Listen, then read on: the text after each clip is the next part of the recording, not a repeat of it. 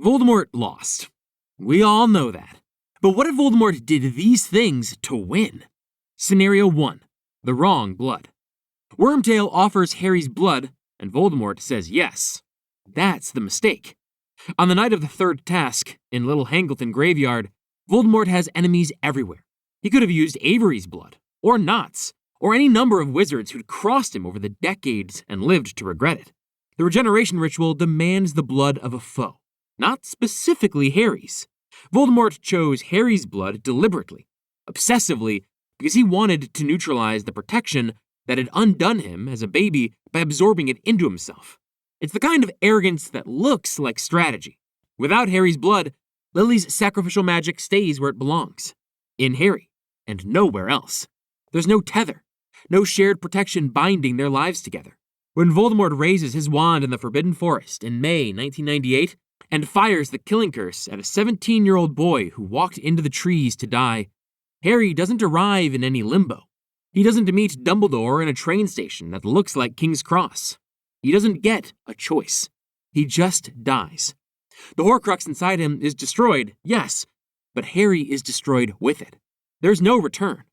The killing curse lands on a boy with no supernatural anchor to the living world, and it does exactly what it was designed to do. Back at Hogwarts, the Death Eaters carry his body out of the forest. Voldemort announces his victory. The defenders, Ginny, Ron, Hermione, Neville, McGonagall, watch it happen. The resistance doesn't rally. It collapses. And the war ends not with a duel in the Great Hall, but with a dead boy laid on the ground outside the Forbidden Forest, and silence where the fighting used to be. Voldemort chose Harry's blood because he wanted it to mean something. In a different timeline, that choice is the last mistake he ever needed to make. But let's say the blood ritual goes differently, and Harry still walks into the forest. There's still another problem waiting for him on the other side of the trees. Scenario 2. The second look. Harry is lying in the grass. He's not breathing. He looks dead. Narcissa Malfoy kneels beside him, presses her hand to his chest, and feels his heart still beating. She leans close to his ear and asks about Draco. Harry tells her Draco is alive. She straightens up and tells Voldemort that Harry Potter is dead. Voldemort doesn't check. He takes her word for it. This is a man who spent 16 years hunting a single child, who rebuilt his body from bone, flesh, and blood specifically to complete this task, who had already seen the killing curse fail on this boy once before, in a room in Godric's Hollow, in circumstances he still didn't fully understand. And when the moment comes, when Harry is lying 10 feet away with his eyes closed, Voldemort delegates confirmation to a Death Eater whose loyalty he'd spent the last 2 years quietly doubting. In this timeline, he doesn't. It takes 5 seconds of legitimacy. Less. Voldemort reaches into Harry's mind and finds something that shouldn't be there. Consciousness. Shallow, but present. The particular flatness of someone performing stillness rather than experiencing it. He doesn't need to understand it fully. He just needs to know Harry is alive. What happens next doesn't require Harry to die. It requires Harry to be useless. Voldemort has him restrained, bound, carried back to the castle as a prisoner rather than a corpse. There's no body for Neville to stand over. There's no moment where the defenders look at Harry's dead face and feel something shift inside them that makes them willing to keep fighting anyway. There's no return, no resurrection, no Expelliarmus meeting the Elder Wand in the Great Hall from a boy it secretly belonged to. Without that, Neville Longbottom never gets his moment. The Sorting Hat never leaves Voldemort's bonfire. And Nagini, the final Horcrux, the last piece of Voldemort's fractured soul still walking the earth, lives. You can destroy every other Horcrux in existence. Without Nagini gone, none of it matters. Voldemort can't die. Harry Potter bound and alive in the ruins of Hogwarts is the reason Voldemort wins. Because Narcissa Malfoy loved her son, and Voldemort didn't think to look twice. That's the cruelty of it. Not that it was hard, that it was easy, and he didn't bother. Speaking of things Voldemort should have left alone entirely, there's a wand. Scenario 3. The wand he didn't need. By the autumn of 1997, Voldemort controls the Ministry of Magic. He controls Hogwarts. The Order of the Phoenix is fractured and in hiding. The Muggleborn Registration Commission is processing arrests. Pius Thickness sits in the minister's chair and does whatever he's told. Voldemort is winning. Completely. Systematically. Without a single significant setback. And then, He goes and digs up Dumbledore's grave. The Elder Wand. The Death Stick. The Wand of Destiny. He wants it because he believes it makes him unbeatable. And because Voldemort has never in his life been able to resist the thing that promises to make him more. The problem isn't that he pursues it. The problem is that he pursues it without understanding the rules. And those rules are the entire point. The Elder Wand doesn't transfer loyalty through death. It transfers through conquest, through disarmament, through the specific magical acknowledgement that one master has superseded another. Voldemort kills Snape believing that Snape's death passes the wand's allegiance to him. But Snape was never the wand's master. Draco Malfoy disarmed Dumbledore on top of the astronomy tower in June 1996. Not Snape. Not anyone else. And when Harry disarmed Draco at Malfoy Manor 8 months later, the Elder Wand's loyalty passed quietly to a 17-year-old who didn't even know he had it. The wand Voldemort is holding in the Great Hall on the 2nd of May, 1998, answers to Harry Potter. Now suppose he never went to Dumbledore's tomb.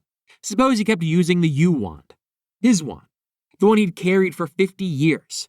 The one whose core matched Harry's in a way that produced priori incantatem rather than a clean kill.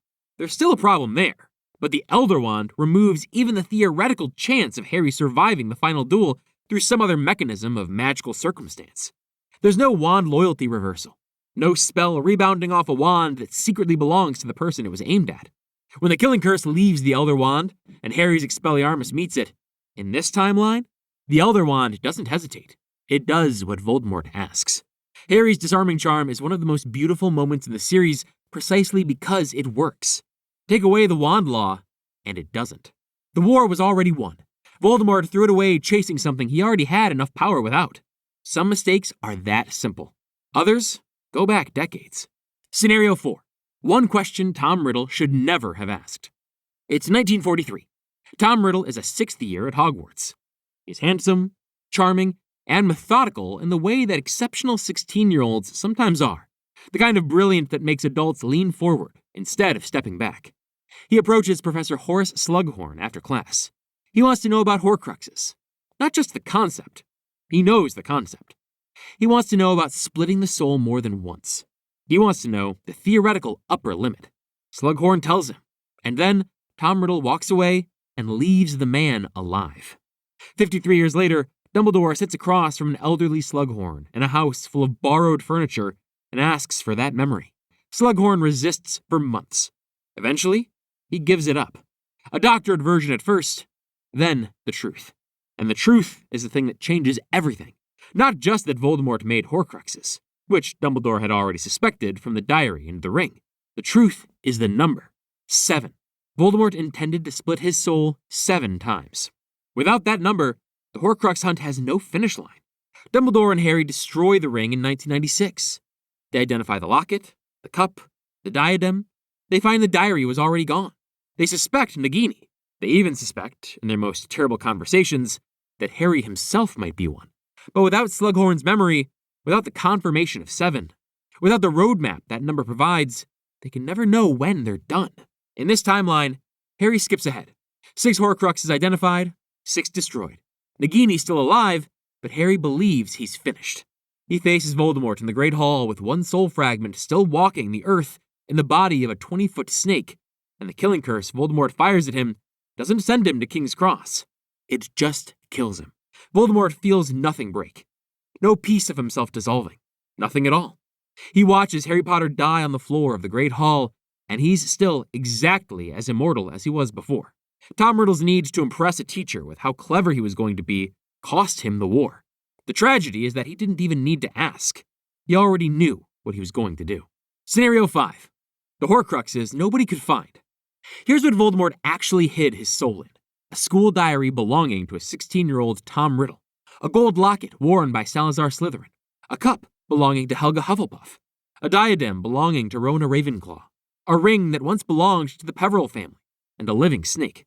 Every single object is either a founder's relic, a piece of his own family history, or something he considered worthy of carrying a fragment of Lord Voldemort's soul. They're trophies. They're a psychological autobiography. Dumbledore didn't just deduce the Horcruxes. He profiled them. He understood that Voldemort wanted his immortality to mean something, that he was constitutionally incapable of entrusting his soul to anything ordinary. That profile is the entire architecture of the Horcrux hunt. Now imagine a grain of sand on the floor of the Indian Ocean. A smooth gray pebble buried 6 inches beneath the soil in a Finnish forest. A splinter of wood pressed into the wall of an abandoned farmhouse in rural Argentina that no one has visited in 40 years. No lineage, no symbolism, no connection to Tom Riddle or Voldemort, or anything that Albus Dumbledore could point to and say, this, that one. In this timeline, Dumbledore still suspects Horcruxes by the time he recovers the ring from the Gaunt Shack in 1996. The diary and the ring together form a pattern. He tells Harry there are others. He just doesn't know what they are, or how many, or where they've been hidden. Harry, Ron, and Hermione spend the better part of a year in a tent. They find the locket through a stroke of luck. Mundungus Fletcher, a ministry snatcher, a chance encounter in Hogsmeade. They destroy it. And then they have nothing. No cup, no diadem, no confirmed number, no roadmap. Ron cracks first in December. Hermione holds on longer, but by spring, she's doing the mathematics out loud in the dark. Even if they find one more, how do they know that's enough? How do they know Voldemort doesn't have 4, 6, 12? The not knowing is the thing that breaks her, not the danger. Harry walks into Hogwarts anyway. He faces Voldemort anyway, because that's what Harry does. But Dumbledore designed the Horcrux hunt as a finite problem. Strip that away, and it becomes something else. A war of attrition against a man who cannot die, fought by 3 teenagers with incomplete information and a wand that used to belong to someone else. The locket gets destroyed. 1 soul fragment gone. 6 to go, though Harry doesn't know the number. He never does. Scenario 6. The trap that worked. It's the summer of 1997. Hermione Granger is in her parents' house in Oxford, packing for a camping trip she's told them very little about. She's 19 days away from modifying their memories and sending them to Australia, which she's already decided she's going to do. The war is escalating. She knows what she's walking into. She never makes it to the memory modification. 4 Death Eaters apparate into the garden at 2 a.m. Hermione puts up a fight. She's exceptional, and she knows it. And she makes them work for it. But she's alone, and there are 4 of them. And Antonin Dolohov has been doing this since before she was born. By 3 a.m., she's in Malfoy Manor. Voldemort doesn't send a ransom note. He sends a vision. Harry sees it the way he always sees things. Not chosen, not voluntary, just suddenly there behind his eyes in the dark of a safe house bedroom. Hermione in a chair, Dolohov standing behind her, and Voldemort's voice, very calm, "Come to the manor alone, or she dies by morning." Ron's argument is 4 words. It could be fake. Harry knows it isn't. He goes. He tells himself he won't, and then he's putting on his invisibility cloak at 4 a.m. while Ron is still talking. Because Harry Potter has never in his life been able to watch someone he loves suffer when there's a version of events where he can stop it. The manor is exactly as Voldemort arranged it. Harry walks into a trap so thoroughly prepared that his cloak barely buys him 30 seconds. Voldemort doesn't gloat. He doesn't make a speech. He simply has Harry restrained, brought forward, and then, because he has spent 17 years failing to delegate this particular task, he prepares to do it himself. Except there's still the matter of the Horcrux, the one inside Harry. Voldemort raises his wand, fires, and feels a piece of himself tear away as Harry dies. The Horcrux is gone, and Harry is gone. And for half a second, Voldemort doesn't understand why that felt like loss. Then he does. Hermione Granger is left alive in the manor, not out of mercy, but because Voldemort sees no further use in killing her. Ron Weasley finds out 4 hours later, in a kitchen in Grimmauld Place, and the sound he makes is not something that belongs in a description. 2 Horcruxes remain. The diadem is never found. Nagini lives for 20 more years, curled at the foot of a throne that was built on the body of the boy who was supposed to stop this. The worst part isn't that the trap worked. The worst part is that Voldemort understood Harry perfectly. Understood that his love for his friends was the thing that would bring him running. He'd understood that since 1981. He just never thought to use it. Scenario 7. Snape Who Believed. October 31st, 1981. Godric's Hollow. In this timeline, Voldemort does not kill Lily Potter. He walks past her, wand raised, and she doesn't throw herself in front of her son. He spares her, not out of mercy, not even out of genuine care, but because Severus Snape asked him to. And Snape, is useful enough that Voldemort decides the cost is low. He kills James. He kills Harry. He destroys himself on the sacrificial magic he didn't expect because Lily is alive in the room, and the love that undoes him isn't the love of a dead woman. It's the desperate love of a living one who would have died anyway, who threw herself at him the moment the curse left his wand, and whose protection was transferred to her son before Voldemort ever arrived. Wait, that's not right either. The protection requires the choice. Lily has to be given the chance to step aside. In this timeline, Voldemort spares her. He orders her out of the way, and she refuses, and the magic works exactly the same way it did in canon. He's still destroyed in Godric's Hollow. Snape still gets what he asked for. Lily survives, and Voldemort still loses. So, he tries again, 11 years later, and this time, Snape is different. In canon, Snape's double allegiance is the product of guilt and grief. He carries Lily's death like a wound that never closed. He protects Harry because Harry has Lily's eyes. Because every occlumency lesson and snarled potions correction and act of reluctant defense is Snape trying to service a debt he believes he can never fully repay. Take that wound away, and Snape is simply one of the most gifted wizards of his generation, fully committed to the Dark Lord with a personal investment in seeing Lily Potter's son fail. In 1991, Quirrell is trying to steal the Philosopher's Stone. Snape is doing what he did in canon, muttering a counter curse during the Quidditch match to keep Harry on his broom. Except in this timeline, Snape isn't protecting Harry. He's been asked to keep the boy alive until Voldemort can deal with him personally. No one gave him that instruction in this particular match. Harry flies into the path of a bludger in the second minute, and Snape lets him fall. No guilt, no debt, no Lily's eyes. Harry breaks both arms and his nose in the fall. He's hospitalized for a week. He never gets near the third-floor corridor that year. Never reaches the stone. Never faces Quirrell in the chamber beneath the trapdoor. Quirrell obtains the stone unimpeded. Voldemort drinks the elixir of life. He returns. Not dramatically. Not in a cauldron in Little Hangleton, but quietly. In the body he gradually rebuilds over 2 years with the Philosopher's Stone's unlimited supply of elixir. By the time Harry begins his 3rd year at Hogwarts, Voldemort is already meeting with former allies in the dark. He is patient in this timeline, because Snape never told him that love was something worth underestimating. Harry makes it to 4th year. He makes it to 5th. He keeps making it because Voldemort decides that a living Harry Potter is more useful than a dead one, a focal point for resistance, a symbol he can discredit publicly while the takeover happens quietly. By Harry's 6th year, the Ministry has already fallen, not through a coup, through appointments and imperious curses and Snape's advice about which corridors of power to walk down first. In the end, it's Hermione who figures it out. She's 23, underground, running a resistance cell out of a basement in Edinburgh. She's the one who identifies what Voldemort is.